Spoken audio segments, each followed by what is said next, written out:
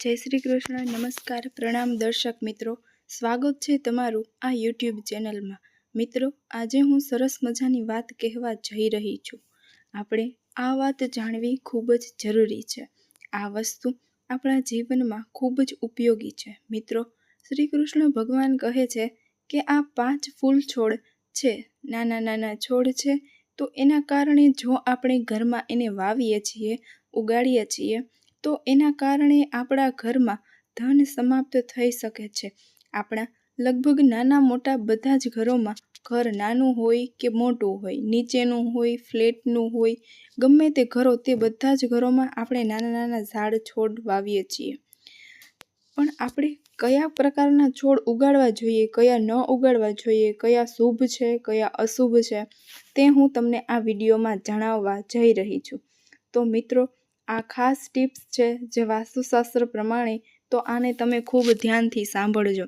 અને તમને આ જાણકારી સારી લાગે તો વિડીયોને લાઇક, શેર અને આ ચેનલને હજુ સબસ્ક્રાઈબ ના કરી હોય તો ચેનલને સબસ્ક્રાઈબ જરૂરથી કરજો.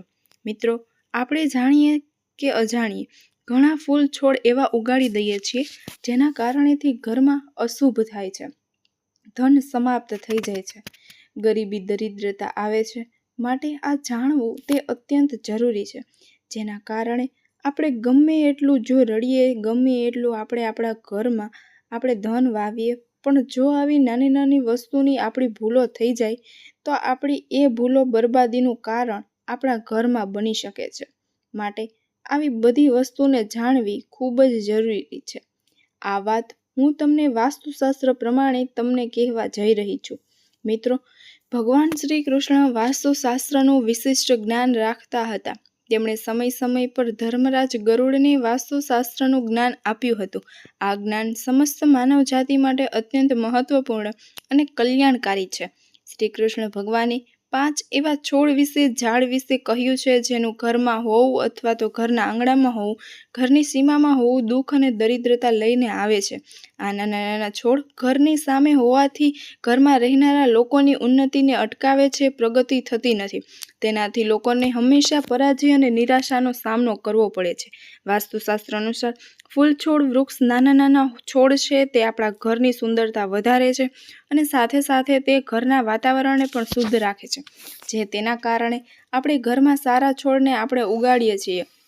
મિત્રો, વૃક્ષથી સકારાત્મક ઉર્જાનો સંચાર થાય છે. આપણા જીવન માટે અત્યંત આવશ્યક હોય છે. વૃક્ષો નકારાત્મકતાને ઓછી કરીને વાતાવરણને વધારે સકારાત્મક કરવાનું કાર્ય કરે છે. ઘરની સામે શુભ વૃક્ષો, નાના નાના છોડો વાવવાથી, લગાડવાથી સકારાત્મક ઉર્જા આપણા ઘરમાં પ્રવેશે છે અને સાથે સાથે આ શુભ વૃક્ષો કેટલાય પ્રકારના વાસ્તુ દોષોને પણ નષ્ટ કરે છે, આપણા ઘરની રક્ષા કરે છે. માટે ઘણા પુરાણો અને શાસ્ત્રોમાં ઘરના આંગણામાં શુભ વૃક્ષો વાવવાની, લગાવવાની સલાહ આપે છે. તો આજે આપણે જાણીશું કે આપણા ઘર આંગણામાં આપણે કયા કયા વૃક્ષો વાવવા જોઈએ, લગાવવા જોઈએ અને કયા વૃક્ષો આપણે ન લગાવવા જોઈએ. જેમ કે ઘણા શાસ્ત્રોમાં અમુક વૃક્ષોને શુભ માનવામાં આવ્યા છે અને તે પ્રકારે વાસ્તુશાસ્ત્રમાં અશુભ વૃક્ષો અને છોડનું પર વર્ણન કરવામાં આવ્યું છે. આ વૃક્ષો ઘરની સીમા કે ઘરના આંગણામાં હોવા તે અશુભ અને અમંગલ કહેવાય છે. આ વૃક્ષો ઘરની સામે હોય તો દુઃખો અને દરિદ્રતાનો સામનો કરવો પડે છે. આ વૃક્ષો આપણા ઘરમાં રહેવાથી ધન નાશ થાય છે, શત્રુઓનો વૃદ્ધિ થાય છે અને મનુષ્ય તેનું માન સન્માન પણ ખોઈ બેસે છે. આટલો બધો અશુભ પ્રભાવ અમુક વૃક્ષોનો હોય છે જે અશુભ છે. જો તમે પણ જાણતા અજાણ્યા ઘરના આંગણામાં અથવા તો ઘરની અંદર આવા વૃક્ષો અથવા છોડ લગાવ્યા છે તો મોડું કર્યા વગર તરત જ તે વૃક્ષોને, છોડને હટાવી દેવા જોઈએ. સૌપ્રથમ આપણે વાત કરીએ તો ઘરના મુખ્ય દરવાજાને આપણે લતાઓ એટલે કે વેલાઓ અને ફૂલોથી સજાવેલો રાખવો જોઈએ. મુખ્ય દ્વાર જેટલો સુંદર અને સુશોભિત હશે તેટલી જ ઘરમાં સુખ, સમૃદ્ધિ અને શાંતિ આવશે. પણ ધ્યાન રાખજો કે ઘરના મુખ્ય દ્વાર પર કોઈ પણ વૃક્ષની છાયા ના પડવી જોઈએ. આનાથી છાયાભેદ નિર્માણ થાય છે અને આનાથી પરિવારમાં સમસ્યાઓ ઊભી થાય છે. અને બીજી વાત કે ઘરના અગ્નિ ખૂણામાં અને નૈઋત્ય ખૂણામાં કોઈ પણ પ્રકારના વૃક્ષોને લગાડવું તે શુભ માનવામાં નથી આવતું. આ વૃક્ષો જલ્દી સુકાઈ જાય છે. જો તમે અગ્નિ ખૂણો અથવા નૈઋત્ય ખૂણામાં જો તમે આ છોડ લગાવો છો કોઈ પણ જાતનો તો તે જલ્દી સુકાઈ જાય છે અને પછી તે અશુભ પરિણામ લાવે છે. તેનાથી આપણને અશુભ પરિણામ મળે છે. ઘરની ઉત્તર દિશામાં પામનો છોડ લગાવવામાં આવે તો ધનમાં વૃદ્ધિ થાય છે, ધન સંપત્તિ વધે છે. ચોથી વાત છે, જો ઘરનો મુખ્ય માણસ વ્યાપાર ધંધો કરી રહ્યો છે, કોઈ ધંધો કરે છે, તો તેમને ઘરના આંગણામાં લીમડો અને બીલીપત્રનું વૃક્ષ વાવવું જોઈએ. તે વૃક્ષનું પાલન પોષણ કરવું જોઈએ. આનાથી વ્યાપારમાં વૃદ્ધિ થાય છે અને ધન લાભ થાય છે. પાંચમી વાત છે કે ઘરના પરિસરમાં ઉપરની તરફ જવાવાળી લતાઓ એટલે કે વેલ હોય તે બહુ જ શુભ માનવામાં આવે છે. જે લતાઓ જે વેલો નીચેથી ઉપરની તરફ જાય છે તો તે બહુ શુભ માનવામાં આવે છે. પણ ધ્યાન રાખો કે જો એવી વેલ કે એવી લતાઓ ન લગાડવી જોઈએ જે ઉપરથી નીચેની તરફ આવતી હોય. ઉપરથી નીચેની તરફ આવતી વેલ ઘરની અધોગતિ થાય છે અને દુઃખ આવે છે, તે અશુભ છે. માટે જ્યારે પણ કોઈ વેલ લગાવો તો તે હંમેશા ધ્યાન રાખવું કે નીચેથી ઉપરની તરફ જવી જોઈએ. આને શુભ ગણવામાં આવે છે. જો આંગણામાં કોઈ મની પ્લાન્ટ એટલે કે આપણે ગુજરાતી ભાષામાં ધનવેલ કહીએ છીએ તો તેને લગાવવામાં આવે તો તે ખૂબ શુભ ફળ છે. છઠ્ઠી વાત છે કે કેળાનું ઝાડ ઘરમાં શુભ માનવામાં આવે છે. ઘર માટે તે શુભ માનવામાં આવે છે. પણ એ વાતનું ધ્યાન રાખો કે આ ઝાડને ઘરની પાછળ લગાવવું જોઈએ. જો કેળાનો છોડ તમારા ઘરની સામે લગાવેલો હોય, તમારા આંગણામાં લગાવવું હોય તો તે છોડને તુલસીમાની બાજુમાં લગાવી શકાય.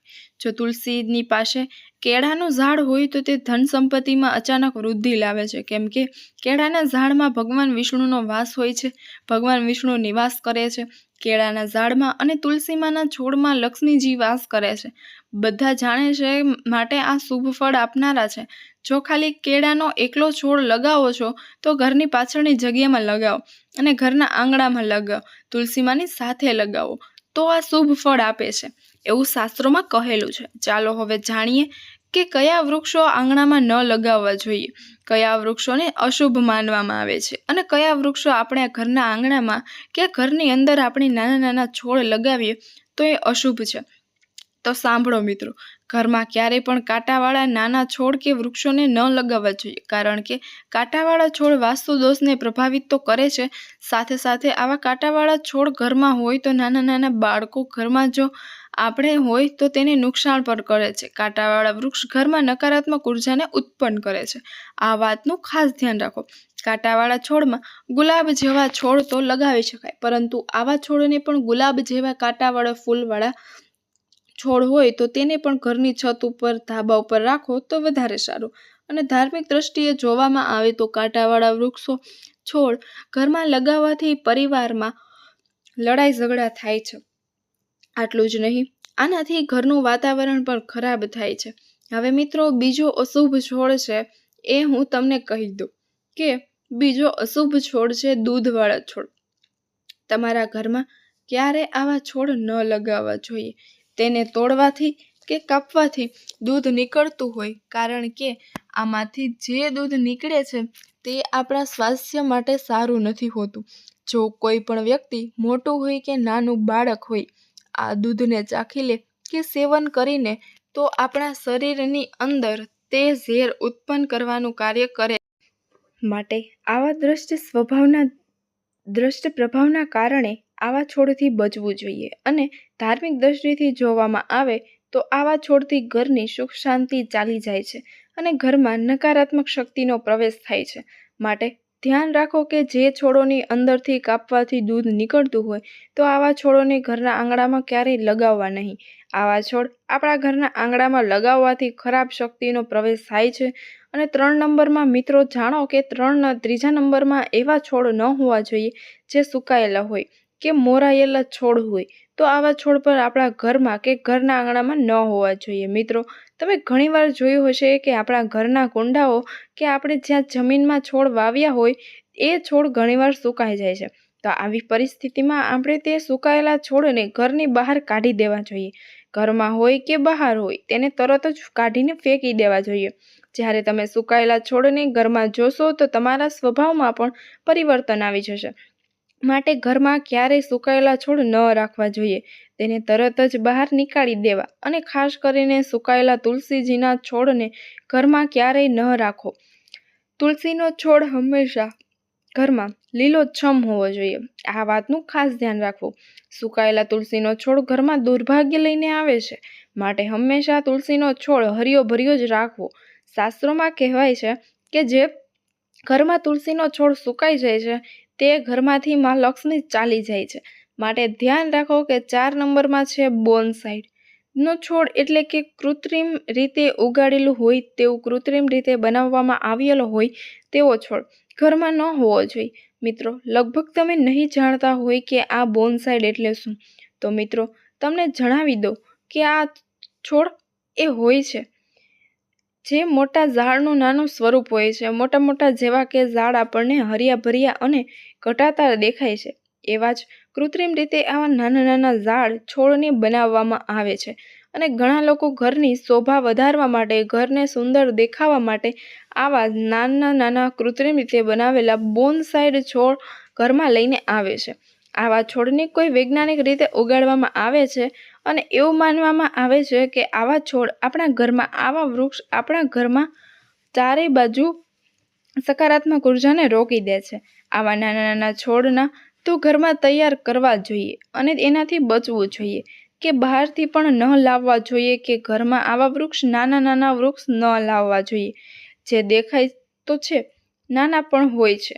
મોટા ઝાડ જેવા તો આપણી ઘરની શોભા વધારવા માટે જો આપણે એવું લાવવાના હોય તો આપણે અટકી જવું જોઈએ. કારણ કે વાસ્તુશાસ્ત્રના હિસાબથી આવા છોડ ઘરના દરેક વ્યક્તિનો આર્થિક વિકાસ રોકી દે છે. માટે કૃત્રિમ રીતે કરેલા છોડ, કૃત્રિમ રીતે ઉગાડવામાં આવેલા હોય, વૈજ્ઞાનિક રીતે બનાવેલા છોડ હોય, જે હોય પણ દેખાય મોટા વૃક્ષ જેવા, તો આવા છોડને ઘરમાં ક્યારેય ન લાવશો. નંબર 5 ઉપર છે કે બબૂલનું વૃક્ષ, એટલે કે બાવળનું વૃક્ષ. મિત્રો, આ વૃક્ષ તમને તો ખબર જ હશે કે આ એક મોટું કાંટાવાળું ઝાડ હોય છે. એટલે કે આ ઝાડને તો ઘરમાં લગાવવાનો કોઈ સવાલ જ નથી આવતો. અને છતાં પણ જો કોઈ લોકોને બોનસાઈ કરીને કૃત્રિમ રીતે બનાવી અને ઘરમાં જો લગાવવાનું વિચાર આવ્યો હોય તો આવું બિલકુલ ન કરવું. કારણ કે આ વાસ્તુશાસ્ત્રની નજરથી બરાબર નથી કહેવાતું, ઠીક નથી. આવા વૃક્ષો હંમેશા નુકસાન પહોંચાડે છે અને ઘરમાં હાનિકારક પણ હોય છે. મિત્રો, હવે આપણે વાત કરીએ કેસ્ટરના પ્લાન્ટ વિશે. કેસ્ટરના પ્લાન્ટ વિશે વાત કરીએ. એ કેસ્ટરનો પ્લાન્ટ એટલે કે આપણા ગુજરાતીમાં આપણે એને એરંડાનું છોડ કહીએ છીએ, એરંડાનું ઝાડ પણ કહીએ છીએ. આ કેસ્ટર પ્લાન્ટ દેખાવમાં તો ખૂબ જ સરસ હોય છે, પણ મિત્રો તમને ખબર નહીં હોય કે આ દુનિયાની સૌથી ખતરનાક છોડ માનવામાં આવે છે. અંદર જેનું બીજ હોય છે તે બીજ 2 દિવસથી અંદર માણસનો જીવ લઈ શકે છે. આ છોડનું જે બીજ હોય એની અંદર નાના બિયા હોય, એ માણસ કોઈ ખાઈ જાય તો એ 2 દિવસની અંદર જીવ લઈ શકે છે. આ છોડને ઘરમાં લગાવવાની ભૂલ ક્યારેય ન કરવી જોઈએ. અને આવા તમે ઘરમાં લગાવો તો ઘરમાં નાના નાના બાળકો હોય કે નાના નાના બીજ, કેસ્ટ્રોલ પ્લાન્ટના બીજ ખાઈ શકે છે. એના કારણે હાનિકારક પણ થઈ શકે છે.